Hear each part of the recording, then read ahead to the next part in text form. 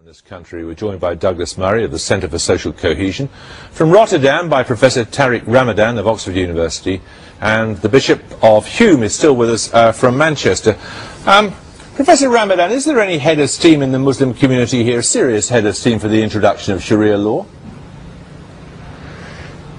Look, no, I don't think that you will find, Muslim organizations and Muslim leaders asking for something which has to do with Sharia law. But what we have to do first is really to define what we are talking about. I really think, having, followed the whole discussion around the Archbishop of Canterbury, that what we are saying now, what he said, is unfair.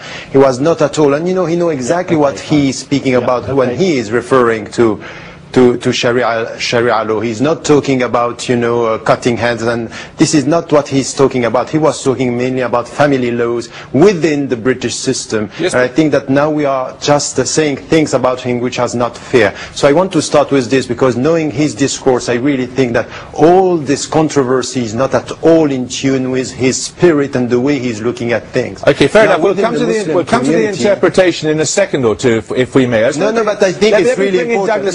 Hang on, let me just bring in Douglas Murray here. For us. Let me just answer your question. I'm sorry, I'm going to bring Douglas Murray here, because there's another important qualification which he accepted in his lecture, which was that the jurisdiction of these courts, in whatever form they existed, would clearly only apply to people who accepted the authority of the court, who were believers, in other words. Well, let's take it like this. Thanks to the Archbishop's comments, if he saw what he wants to see, a Muslim girl born in this country would, because she was born to a Muslim family, be treated in her courts, in Sharia courts in this country, as being worth half the worth of testifying of her non-Muslim neighbour. That is what would happen. We would be ghettoising people into implying that if you're born a Muslim, you will be run by Muslim law. If you're born a non-Muslim, you'll be run in the normal way that everyone else in the country is. The Archbishop, it's extraordinary we've got to this stage, but the Archbishop, in promoting Sharia law, apart from the fact he should resign, has made life incredibly difficult for progressive Muslims in this country who want to object to Sharia, and he's made it vastly easier for the extremists to see there's something they can get if they hold on long enough. At the very least, Bishop, what he's done is to enable Muslims in this country to say,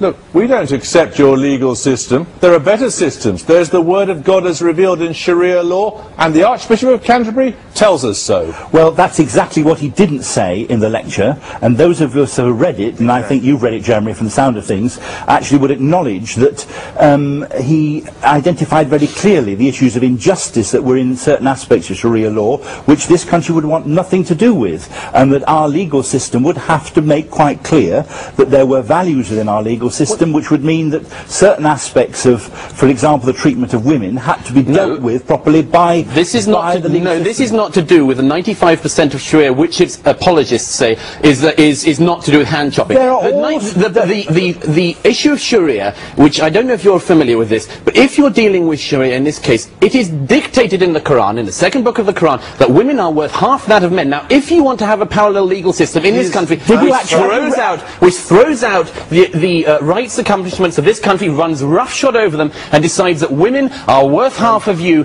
then I resent the fact that you're trying to speak for anyone, let alone Christians. Have you actually read the lecture, and did you see absolutely, in the lecture? I read the lecture, and I found out what I could from it, and I listened to the interview he gave, in which, might I add, in his interview, he said that it was wrong that everyone should be treated under the same rule of law in this country. He said that there were problems from that. I don't think there are problems from that. I think that's one of the best accomplishments we've got, that everyone is equal before the law. And the head of your church is saying that it should be different? No, the head of the church is saying that there are certain aspects of the different cultural, religious traditions of our society which should be respected, if at all possible, within our legal system. For example, is it not right that men and women can be married in the mosques as they are in synagogues, as they are in churches and chapels? Is it not right, for example, and our society is already adapted to this, that aspects of the Muslim approach towards money and finance should be accommodated within our system? And we've actually adopted our financial laws in order to enable that to happen. It's already been accommodated. Yes, but that's one aspect, and we've done it. So we've already taken aspects of Sharia law into this country. Tariq Ramadan, can you just tell us, what effect has this controversy, or what effect is it beginning to have in the Muslim community?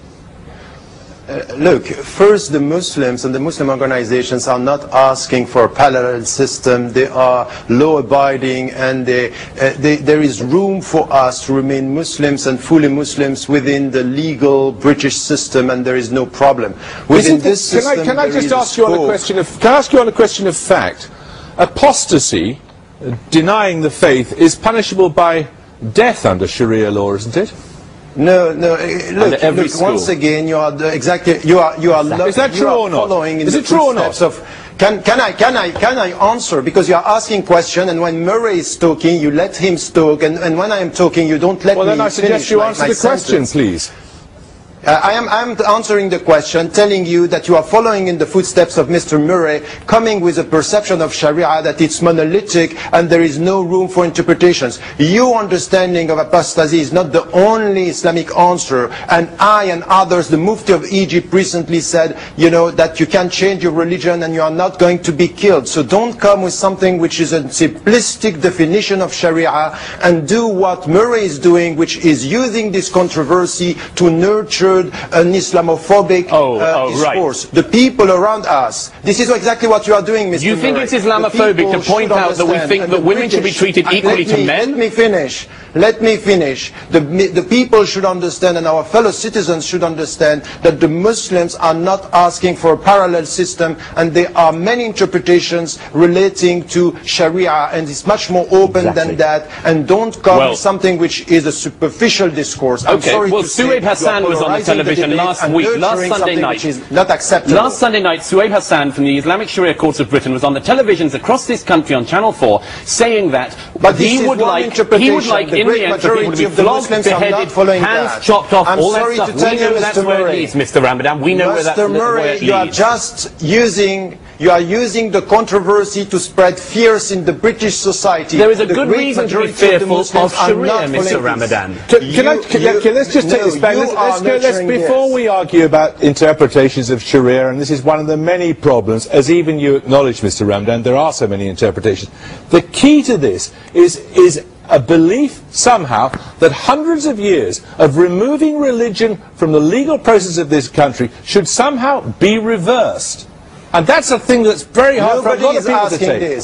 No, nobody is asking this. The great majority of the Muslims are saying something else. When, for example, in the British law, there is justice for everything, for everyone, equality before law. This is our Sharia. We don't have a problem with this. When you are telling me, and I'm telling you, I'm respecting the British law, because within the British law, there is equality before law. This is our Sharia. So don't come with a nurture this perception that we have a closed system which is against the British system. This is simply not true for the great majority of the Muslims living in Britain and in Europe. This is not true. This is what people like Murray are using to build walls between the people and nurturing a rejection of Muslims. It is the case, is it not, that there are all sorts of exemptions that people are entitled to on the profession of religious belief. For example, doctors being required to perform abortions can object on religious grounds. There are all sorts of religious institutions, quasi-religious courts in this country. The Jews have them, for example. Why shouldn't the Muslims? We should clear up this for a start, which the Archbishop of Canterbury has also got wrong, which is that Jewish courts in this country are first of all informal and secondly voluntary.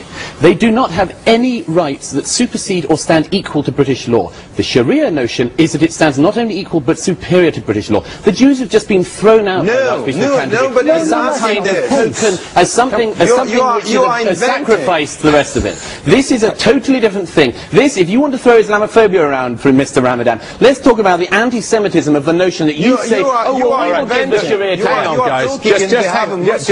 Just both of you, hold on a second or two. Bishop, you can have the last word.